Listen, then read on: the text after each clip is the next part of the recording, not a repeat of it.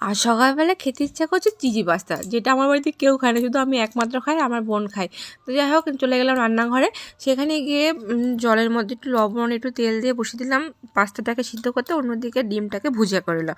কেন বলো তো, কারণ আমার ছেলে চিজ খায় না। তো যাই হোক অন্য একটা কড়াইতে আলু আর গাজরটাকে লবণ দিয়ে ভেজে নিলাম, তারপরে দিয়ে দিলাম পেঁয়াজ, একটু আদা কুচি, একটু লঙ্কা কুচি। তারপরে ভাজা ভাজা হয়ে যাওয়ার পরে তো আমার পাস্তাটাকে দিয়ে দিলাম। পাস্তাটা একটু নাড়াচাড়া করে নেওয়ার পরে ওই পাস্তার যে মশলাটা পাওয়া যায় সেই মশলাটা দিয়ে দিলাম। মশলাটা দিয়ে সুন্দর করে নাড়াচাড়া করে নেওয়ার পরে দিয়ে দিলাম চিনি। চিনি না দিলে আমার আবার কোনো রকমের স্বাদ পাই না, মানে মনে হয় না যে সম্পূর্ণ হয়েছে স্বাদের। তো যাই হোক এরপর দিয়ে দিলাম টমেটো কেচাপ, তারপরে দিয়ে দিলাম গোলমরিচ গুঁড়ো।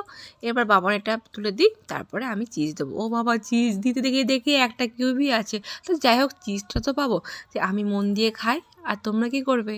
সাবস্ক্রাইব করবে। তো আজকের মতো টাটা।